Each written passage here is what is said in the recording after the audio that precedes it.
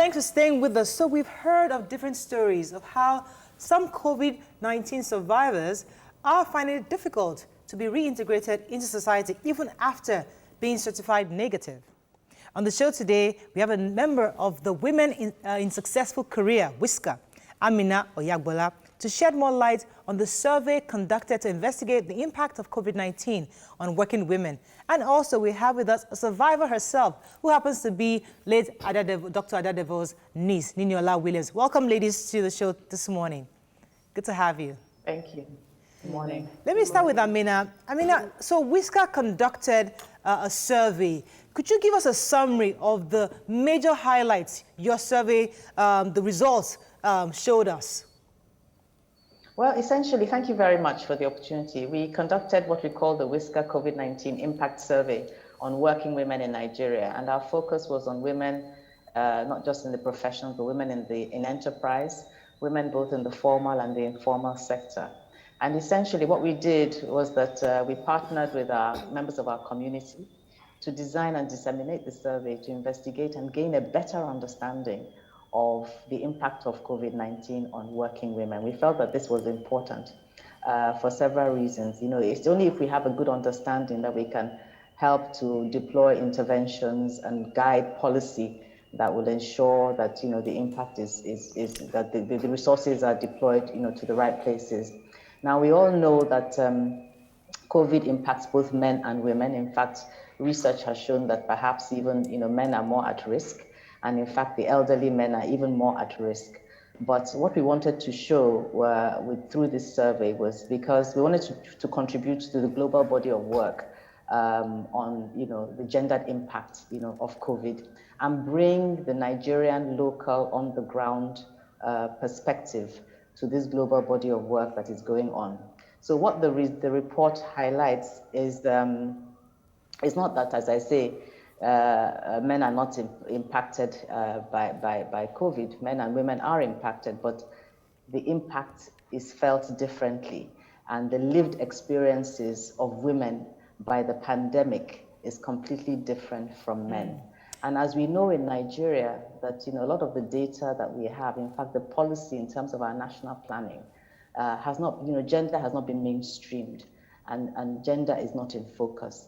So what we have tried to do through this survey, which is what the survey highlights, and I'll just quickly, if you permit me, give you the highlights of the recommendations, is that, you know, it revealed that women are touched differently. There's the aspect of, as you know, gender-based violence, which has spiked very, very seriously during this pandemic. So, and the United Nations has described that as the shadow pandemic. So it's always been there, but it has been exacerbated by the lockdown and by the isolation. Now, there was an issue, there was a part of that data that talked about anxiety. Okay, go ahead. I thought you was... Are you there, Amina? Amina, do we still have you there? Okay, while we're trying to reconnect... Flexi work. Sorry, we had a bit of connection issue. Could you say that again, please? I said we've been fighting for a long time, you know, for flexi work, you know, for working women. And suddenly, you know, because of the cost implications of putting in the infrastructure necessary, the technical infrastructure necessary to make that happen. But we found now with the pandemic that very suddenly, when we did not have a choice, you know, and there was a burning platform for, you know, businesses to continue to be sustained, that remote working suddenly became possible. Now, you would have thought that with remote working, that women would be celebrating and putting up, jumping up and putting up their hands, that finally, you know, we can work from home. But the truth of the matter is that with the pandemic and the isolation and all that goes with it, including the fact that, you know, you have your children at home, you now have to deal, you know, spend time with your husband, you have additional burden of the caring responsibility at home, the responsibility to ensure cooking, doing homeschooling, becoming the teacher, becoming the cleaner. You know, flexi work has taken a serious toll on professional working women, and the survey also revealed that. And even though the pandemic, you know, is a physical pandemic with huge health implications, it also has very, very serious mental health implications as a result of some of the things that we're talking about and the violence that we have seen at home. All right. So I could totally agree with most of the things you said based on this survey, being a survivor myself. But I'd like you to talk about the things that you're doing to help women ease this hardship that they have, especially having to increase what they do because they're doing most of their work from home.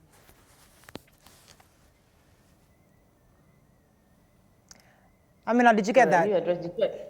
Sorry, I didn't hear what you said. What suggestions, what solutions are you bringing to help women integrate into society? Because I agree with what you've said. Yes. The suggestions, the recommendations are that we need to ensure the inclusion of women in the COVID-19 response planning and decision making. There have been so many women who have led, COVID-19 relief efforts, including WISCAR, various task forces, and they have all done really, really well. So generating funds, you could see that with the pandemic, there was a huge private sector effort, and also there was a huge, civil society efforts. The NGOs and the civil society organizations really came out, to respond. But in that response, where were the funds deployed? How many actually focused and targeted, healthcare workers, domestic workers, women, especially the maternal healthcare issues, women who are pregnant, women who, who are afraid to go to hospitals, to have their babies. Everybody was scared to go to the hospitals, but they had a need, a desperate need given their conditions. And there wasn't a sufficient focus, on such women. So, and also the domestic care workers, there's, they are right at the bottom of the food chain, but they perform a very, very critical role. Again, in deploying this survey, we paid some attention to them as well to say, look, perhaps we need to begin to think about deploying certain policies and legislation that will protect domestic care workers. Many people just sent their domestic care workers away. Those that kept them at home, kept them there, working 24/7 and didn't necessarily increase their pay, and there are implications of that as well. Okay. And also, for the working women, I must tell you that the burden of homeschooling in particular was huge on working women in particular, and it affected, their productivity and put them under tremendous pressure. And that has led to certain unintended outcomes. I mean, I think some of them have actually taken the decision that they cannot cope with both work and doing that as well, given the fact that we're still in, this pandemic is not yet over. We're going into, it's now the 5th or 6th month, and it's Let me pause you for a second, Amina. It's something we're going to live with for some time. Let me pause you for a second. All right, so my question is for Niniola Wiliams. As a survivor, how has it been for you being accepted back? Because one of the reasons a lot of people didn't come out for testing was because they were afraid of the stigma associated with the COVID-19. So how was it for you? Was it easy for your family members to reintegrate you? Was it easy for your colleagues, your friends? How was it, the reception that you got? How was it for you? Niniola, let me let you answer this question after this quick break. We'll be right back. Stay with us. Don't go anywhere.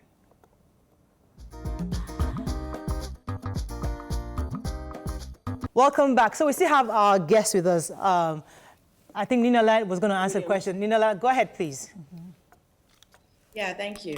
I think for me, it was a bit different because of the work that I do through the nonprofit JASA Health Trust. So everybody knew that, I was highly exposed working on the front lines of this pandemic as part of the response team. And so in terms of my family, of course, there was anxiety and fear having gone through the loss of a loved one to another infectious disease in 2014. But generally, people were very supportive. I didn't have issues with friends. I had already started isolating myself, not seeing people, knowing that there was a high risk that I would be infected at some point. So there was a lot of, concern. People were calling, video chatting and things like that. But generally, I didn't have issues of stigma, though I've seen it happen with other survivors. Can you, what were your symptoms before you, I'm very interested to know what your symptoms were. Yeah, so my case was actually very mild. I had chest pain. I had a horrible headache that just wouldn't go no matter how much medicine I took. I didn't have a fever. I didn't have coughing. I didn't have sneezing. I had diarrhea. I had a lot of body pain and extreme fatigue. And at first, when I was very tired, I just thought it was the the fact that I'd been working 7 days a week nonstop since basically February. And then as time was going on, I realized, okay, this is not normal fatigue. This is on a different level. And so I went to get tested and it came back positive. So Niniola, I wanted to know how easy was it for you to, to let people know publicly that you had COVID, and how did you get any kind of stigma around family and friends? I've heard whispers around me, people talk and all sorts of things, wondering why they would want to stigmatize. Did you get such reactions from family, friends, or colleagues? No, I didn't have that. I think, again, my colleagues, my family, and my friends, everyone knows what I do. And everyone was just concerned and wanted to know that I was okay, that, I didn't go and put myself in harm's way and then I would end up on a ventilator or something worse. And because my case was mild, everyone was very supportive. I think in terms of other people, though, I've seen stigma, to the point where people have been kicked out of their houses. They've been told not to come back to work. There's a lot of fear. There's a lot of misunderstanding. There's a lot of, cultural issues that we have. And a lot of families don't want to admit that they've had any COVID cases. We have a lot of people who, they wanted to be very, very quiet, from the issue of, coming to the house to take samples when that was the strategy, at least in Lagos State in the beginning. Everyone was concerned that don't come with an ambulance, don't come with NCDC written on the car. They don't want the neighbors to know anything is going on. And you can understand it, because the social implications of that kind of thing, it's deep. People have lost, like I said, their homes, they've lost their jobs, they've been turned away by people that are supposed to be there to support them, their family members. Right. Thankfully, that was not the case, but I have seen it happen. Let me come back to Amina, because I was actually really excited about the survey. I was hoping that women actually would be more comfortable working from home, because that's all women have ever wanted, work from home, flexible hours. But just saying, based on your data, the fact that the kids were at home compounded the issues. What other surprises did you see from this data that you'd like to share? Well, I think, to be fair, there was about 35% or so women who were delighted at the fact that, they had the opportunity finally to organize themselves and had a bit of flexibility, and they could get some R&R. There's actually a lot of room for even further research and deep dive. It's difficult to tell from the responses whether those particular women had kids, what their situation was, and whether in fact they had the infrastructure at home for them to be able to compartmentalize their time. But clearly the survey also revealed that it's very important, for us to ensure that we support the women in the front lines. Why it's important to focus on women, just like Nini has just said, is that, a lot of women are actually the ones in the front line. A lot of the healthcare workers, the nursing staff, the people who are cleaning in the health facilities, the majority of them are actually women. I don't think enough attention is being paid, on them, and the right support is being given to both in terms of the risk that they expose themselves to. So is there comprehensive insurance, for example, where if they fall ill, what kind of support do they get, when they're away? What kind of compensation, additional compensation is being provided to people who are putting themselves in harm's way to protect all the rest of us and keep us healthy? That's very important.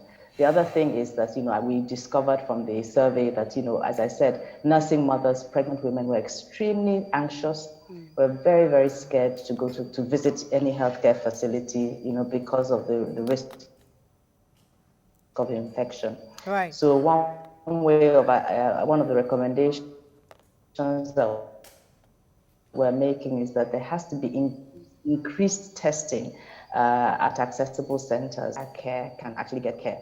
Even people who have aged parents, a lot of the old people were extremely, even if they were ill, if they didn't have a COVID ailment, a unrelated ailment, people were scared to take, their aged parents to the hospital because they were afraid that they will come back, with the infection. All right. Yeah, so there were these concerns. The other thing, of course, finally, is the lack of provision, adequate provision of the protective care equipment. And as I said, I've already touched on the psychosocial support for all these workers, including the healthcare workers and their families. So that's really important. So there were predictions that after this pandemic, there will likely be a depression endemic. as a result of everything that's happening, especially for women who are going through a lot at this time. And most times they are not aware that they are beginning to spiral into depression because of all the work that's going on. So what advice do you have to give to women who have been in that space where they are handling everything all together and they are not even, they are not aware that they are beginning to spiral into depression? Anything they can do to help themselves? I think Nini should take that question, please. Oh, sorry. What was the question? Oh, I said there's been predictions that will likely, go into depression endemic after the pandemic because of everything that's happening. So people are struggling to accept the new realities. So what sort of advice do you have for women who are, beginning to get into depression, but they are not even aware of everything that's happening around them? What can they do to come out of it? I think seeking professional help is very important. I know it's not something that is very common here in this part of the world, and we don't have a lot of those kind of services available. But these days, especially during this pandemic, I know that a lot of people have come forward to offer these services, and even for those of us that are part of the response team, we have psychosocial supports because it's difficult, the kind of work that we're doing and the things that we see every day. And so I think for everybody, this pandemic is, as was said earlier, it's not just a physical thing; it's also a mental health challenge, and it's very important to seek the help that we need because these are not things that we can manage on our own or just sweep under the carpet. So getting professional help for me is the number one piece of advice. My question is to both of you, and it's a yes or no question. Do you think Nigeria is ready for the schools to open? Well, I think that, we need to ensure that the proper protocols are put in place, and that, not just to protect the children, but also to ensure that we protect the teachers and all the supporting staff that have access to the schools. So, how can you ensure that you contain, the risk of infection? A lot of the teaching staff, the conditions of our teaching staff, leave a lot to be desired. First of all, I don't know, we're not talking just about the private schools who perhaps, the terms and conditions may be more favorable. But, the public schools, the conditions of the teachers in the public schools, where do they live? How do they get to their place of work? How do they arrive at school? What risks are they exposed to, in that process? Right. When they actually get to the school itself, what infrastructure and what protocols have been put in place? Just like, you would expect in a working environment, in a COVID era, what controls? So the schools need to begin to think, for the private schools, you can begin to suggest things like, and I'm sure they've already thought about things like this, how they convey them. They'll have buses perhaps to pick them up. Right. They will give them guidance about how they interact and so on. But for the public schools, what extent of resources do we have? How are we going to ensure the provision of masks and protective equipment, for the children in school and also for the teaching staff? How are we going to, do we even have sanitation facilities, good enough sanitation facilities? Do we have the facilities for them to wash their hands regularly? Okay. These are the questions. So I don't know the level of readiness. We have to be ready. Okay. And we have to anticipate proactively. Thank you very much. At this point, I'd have to wrap up on this, but thank you. We're speaking with the founder of Women in Successful Career, WISCAR, Amina Oyagbola. Thank you very much for your input and the data you've collected so far. And we have with us a survivor of COVID-19, Niniola Wiliams. Thank you, ladies, for joining us this morning. We're going to go on a break. When we come back, we'll continue the show. Stay with us, don't go anywhere.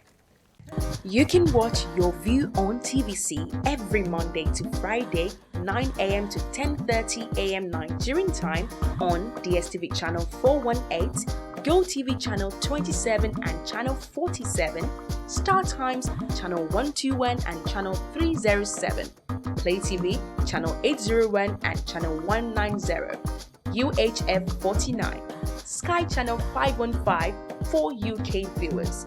Watch live on Facebook at TVC Connect and on our website tvcentertainment.tv/livestream.